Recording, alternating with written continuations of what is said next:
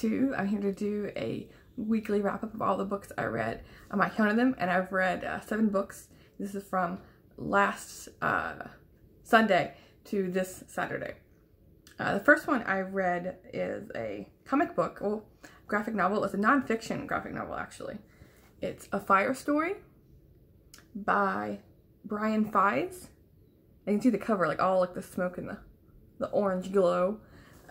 This came out in 2019, March 5th, 2019, and it's the story of the fire that happened in October of 2017. Does it give a name to the fire? It doesn't, but this is the big fire that came about in like the Napa Valley, which is known for like their the wine country of California, and so it was like the Sonoma and Napa counties where this massive fire broke out. And that region is like, of course, it has a lot of farmland, a lot of hills, and so in summer, like the grass gets super duper dry, and so it's just like kindling for fire. So we get a lot of fires in California, and so this man, Brian Fies, works as a comic book creator, and so he took his real life and turned it into a comic book, basically. And so the graphics were really good. They weren't like superhero comic appearance. They were more of like a sketchy kind of art. I wish I like saved it. I returned it to my library, but I wish I'd kept it so I could show you some of the pictures. But yeah, the artwork wasn't bad. And so he's focusing on, unfortunately, he was living in this area and his house burned down. And not only did his house burn down, but his previous homes that he lived, because he's lived in this area for quite a while, and all the homes, like all these memories that he's had, were burnt, were, you know, completely destroyed. And so he, at the end of the graphic novel, he includes photographs of the actual landscape in his house and all of his melted, you know, like pipes and cars and all sorts of stuff, you know, they're completely destroyed. So you can see those like real life, you know, actual pictures, as well as, you know, like seeing his sketches. So yeah, it was quite sad to read. I mean, I had heard many stories. I saw all the news because I was here in California in 2017 when this was going on.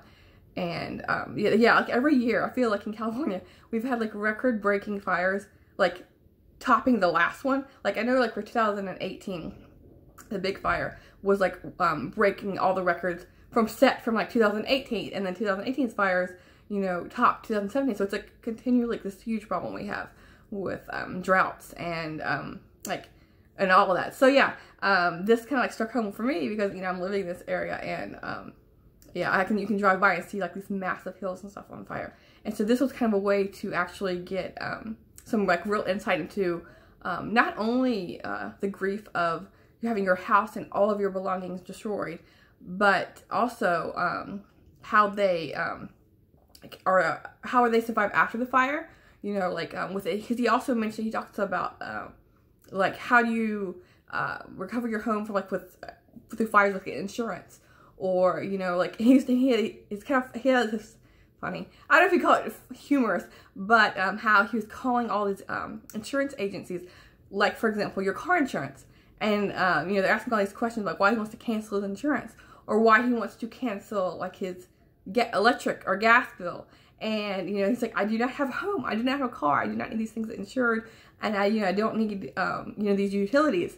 And so like, they're asking these like benign questions, like stupid questions, and he's like, well, what about this? And they're like, it doesn't matter, I do not need it because I do not have these possessions.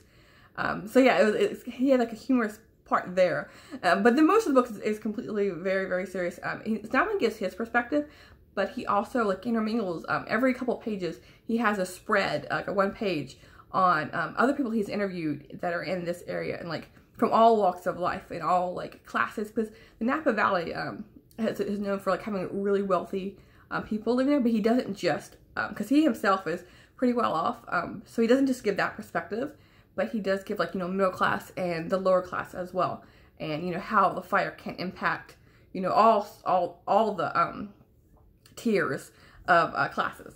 So yeah, this one was a really well done nonfiction graphic novel. So this next one I read is also nonfiction, and this is Chernobyl, History of a Tragedy by Serhiy Plotky. And as you can see on the cover, you know, it's showing like the control room. This came out in 2018, and this is the first history that I've read of Chernobyl. I've read history books that include, you know, bits of Chernobyl, but not like an in-depth study. And so, yeah, I was looking for one, and this caught my eye. It recently came out, and it says it's from an award-winning historian. So yeah, I thought this would be a good place to start.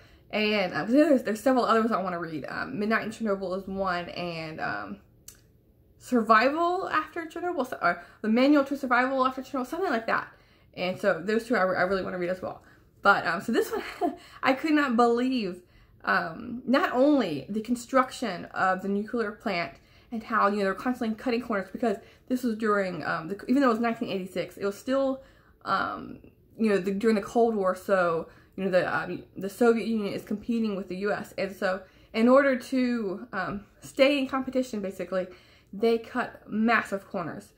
For example, the concrete that they used, instead of like using, you know, like a fine grained concrete, you know, that's more like dense, they didn't have the materials they needed, and so they mixed in, like, they had a little bit of like the concrete, so they mixed in these like kind of like pebbly kind of concrete. And so what's wrong with that is the pebbles, you know, aren't as tightly bound together. And so already, like, the structure itself is flawed.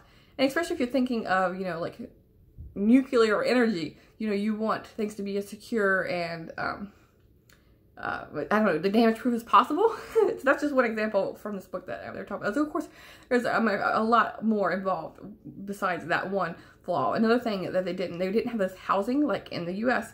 After the 3 Mile Island, I think it was called, 3 Mile Island blow up that happened in Pennsylvania. It became like a law that plants in the United States had to have this structure around it. So in case if it does explode, there's like more of like a containment, but they didn't have that at this plant. So when it did blow up, the radiation and all that, you know, could spew without any barrier. And so of course, but so not only that, like all this they're talking about, you know, how they cut corners, and it was just asking for something to happen. But when it did explode, and of course it goes into like minute by minute, second by second of, you know, what happened, you know, why did it happen, you know, the people who were working there, you know, the different, where they're going into each room. So it sounds kind of boring and tedious, but it wasn't. And I was like gripped. It was like reading a thriller, like what is happening, you know, hope you're okay, don't go up that staircase, that kind of thing. So it wasn't just that, but the really like big shocker for me was how they treated the explosion.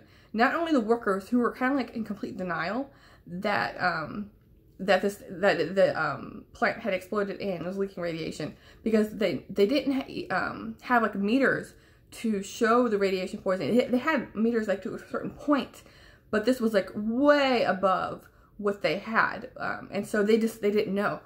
Some of them were like completely aware, but they just didn't do anything about it. Like for a couple of days, they didn't want to acknowledge the mistakes. You know, they wanted the burden to go on to other people. And so not only the plant workers, but the government comes in, and, you know, of course they're investigating, you know, what happened.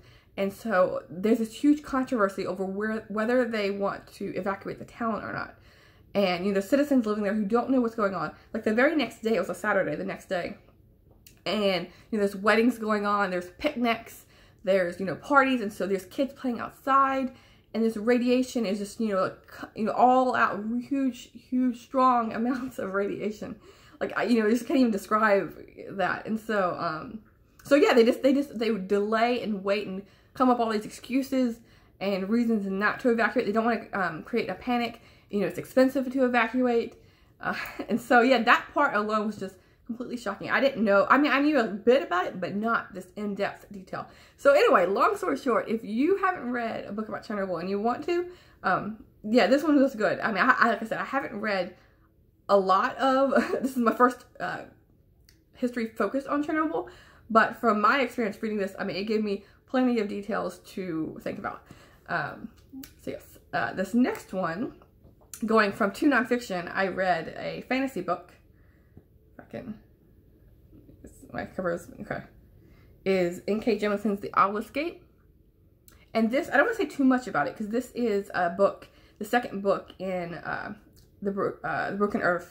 Is it Broken Earth? Sorry, it went back. Anyway, yes, the Broken Earth, the second book in the Broken Earth series. And this one, I don't want to give too much away because I know it's a second book in a series. But it mainly focuses on Essen, which is a huge focus in the first book.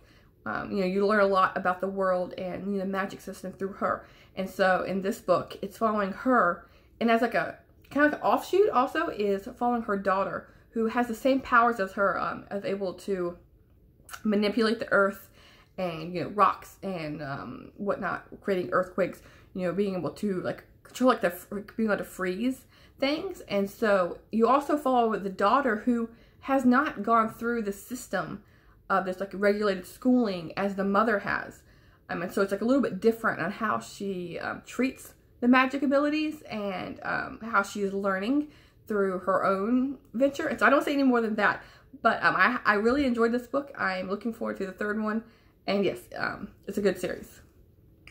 And this next one is going back to nonfiction, kind of a nonfiction heavy week, is The Gene by Siddhartha Mukherjee.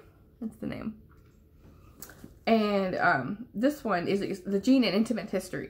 And it says Pulitzer Prize winning. I'm not sure if it is the one Pulitzer Prize winning author of The Emperor of All Maladies. So this might have also won an award as well. I'm not sure. It doesn't say. This came out in 2016, and it's been on my list since it came out in 2016. And I just I put a hold on it when I heard about it, but the list for like waiting was so long. I was like, oh, I'll wait. And so I don't know. I just like scrolling through what I wanted to read. Like I have my Goodreads, I like break down what I want to read in categories. So like if I'm in the mood for nonfiction, I can like click nonfictions of all my TBR list, or if I want like history or whatnot, I have a breakdown. So I was like, I want to read a nonfiction, so I just like scrolling through and I found this one. So anyway, this is about genetics. It's not only following the history of, you know, how we've discovered genetics in cells, and you know, how we've kind of like learned to breed, you know, like think of like dogs or, you know, animals or whatnot, you know, how we've learned to pick and choose what we want, and how we've like taken that into the genetics field. And so yeah, it's not only focusing on the history of like science and genetics, but it's also talking about like current days, you know, what is going on in the genetics field as of right now, and also like a possibility for the future. And that's always interesting. You know, what are we going to be doing, you know, later on? Because like we've made so many advances, especially with the Human Genome Project, you know, like mapping out, you know, our DNA, and, you know, all the possibilities of, you know, eradicating, you know, diseases or cancer, or, you know, any like genetic related disorders. And so like all these possibilities, like what we've done so far and like the future, it's like, was just fascinating for me. This kind of hit home for me in a way, because I don't know how many chapters, like a good chapter, a portion of this book talked about genetic diseases, and one of them was oh, now I'm blanking on the name, Hodgkin's disease. Okay, so I have a friend whose mother was diagnosed with this like 2 or 3 years ago, and this book talks about that, and like it really talks about you know, what's happening in their brain, and you know, how the cells are malfunctioning. And it even goes in the history of how this disease was used to be called the dancing disease, because as it's a like a nerve disorder, and so you know, as it goes on, you lose control of, you know, your hands and your feet and your balance. And so it's the dancing disease because like they have like jerky movements, like on a puppet string kind of thing.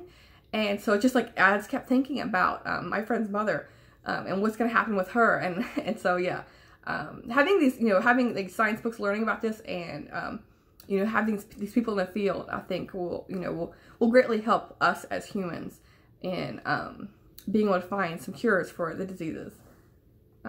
So this next one is the one that's carried over from March of the Mammoth. I finally finished it. It was I was planning to read 4 books for March of the Mammoth, and this is one that was like a holdover from last month. It's Anna Karenina, and this is the movie cover by Leo Tolstoy. And this one, for page count for March of the Mammoth, if anyone cares, it's 964 pages. And so this one, it's following basically 4 main characters. There's Anna Karenina, and for her, it's focusing on her relationship with Vronsky, And the reason that it's like focusing on them is because she is married, and so she isn't happy with her husband, and so she has an affair and kind of like runs off with Vronsky, and all sorts of calamities ensue with that. You know, not only with her relationship, but with the relationship she has with society and her friends and family. And of course, there's consequences with that.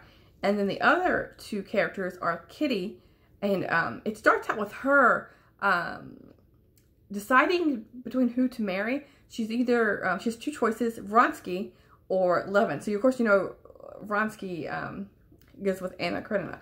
So anyway, Levin is a character who, they say this book is, it mentions that Leo Tolstoy, it's like kind of like a mini biography, not biography, but it's like Levin represents him, is what I'm trying to say, in this story. And so Levin is kind of like a small town, like wants to live in the country, on the farm, like very like rural lifestyle. He kind of like, he doesn't like, you know, big cities. And so anyway, so it's their relationship, and you know, how Kitty's is this young, like vivacious woman, and Levin is like a kind of like a quiet small town country man. And so it's like, so it's supposed to, basically these two relationships. I don't say anymore because I don't give anything in the way. I came into the story kind of blind, but yeah, I really enjoyed it. It was well worth the read and well worth all those pages that I read. This next book is a mystery. Kate Atkinson's Case Histories, and this is the first book I've read by Kate Atkinson, and this is the first book in the Jackson Brody series. And what was cool about this one was it wasn't the typical mystery story. It's following like 3 or 4 different cases that are unresolved, but they all have this like tie-in. You meet some of these characters throughout the book who are interacting with everyone else, if that makes sense. So I'll just list them here. Case 1 is a little girl goes missing in the night. Case 2 is a beautiful young office worker falls victim to a maniac's apparent random attack. Case 3 is a new mother finds herself trapped in a hell of her own making with a very needy baby and a very demanding husband. And so she gets into a rage about that. And it doesn't mention case 4, but case 4 is a mystery. I won't mention that one. So yeah, it's three cases all about, like basically it's like children and their parents in different ways. Like with either the parents aren't happy with having children, or the personalities of the children that they're stuck with. And there's another focus of you know, the daughter is not happy with the parents. So it's kind of like a family drama, but mixed in with mystery of like there's like some death and runaway children that run away. And so it's like kind of a convoluted way of describing this mystery. It isn't a straight plot mystery, if that makes sense, like a thriller. You know, where you have one investigator who's following a killer, and so it's a huge amalgamation of different cases that are going on. And Jackson Brody is investigating all of them in different ways. And so yeah, it was good. It didn't give me exactly the mystery vibe that I wanted, because it focused a lot on, like I mentioned before, the family drama aspect. And so that's not really what I wanted to get from a mystery. But I might consider picking up the next one in the series. I might read the description and see if I like it or not. But it was well written, so I'm thinking of looking into her other books. I know they're kind of popular on BookTube. I've heard of them. Look at Life After Life and God Everyone's were the two I have been considering. So yeah, I'll look into those as well. And this last book that I finished this week is In an Absent Dream. This is the 4th book in the Wayward Children series, and it's by Sean McGuire. It has a really cool cover with a tree on it, and there's a door where the child enters, because in this series, it focuses on a different child for each book in the series. And this one is focusing on Lundy, who is like a kind of like a quiet girl in her hometown, who doesn't really fit in with everyone else. And so in each of these series, there's a door that's they can go into, because when they go to this door, that world that they're going into, like a fairyland-esque, is supposed to really suit them more than the real world that they're living in. And so for this one, it's focusing on Lundy, who she goes into this world of like logic and rules. It's a very rule-based world where I don't get into all of the structures of the world, but basically it's all about being fair. So like if I ask for, like this, she's asking for like food, and so instead of giving money, you have to give fair value for that food. And so it's all about keeping everything equal and fair, basically. So this one I liked, not as much as some of the other ones. I was expecting to really like it because the last one, the third book in the series, was like a really weird, like Candyland, like Alice in Wonderland kind of world, which isn't really my thing. So I was hoping to like this one because it was more like, you know, logic-based, more structured. But I don't know. I like the first two better in the series than this one. Maybe I just didn't jive as well with the main character. I don't know. But this is the fourth book. I don't know if there's any more coming out in the series, but we'll see. So yeah, these are the books I read this week. Let me know if you've read any of them. I hope you have a good week coming up. I'm working my way. Today's Sunday, and so I'm hoping, it's like, what time is it? 4:30. And so I'm hoping to maybe finish off my day with reading, like, I haven't started a book. I just finished one, but I haven't started another. So I'm thinking of maybe just diving into like a shorter book to get through today.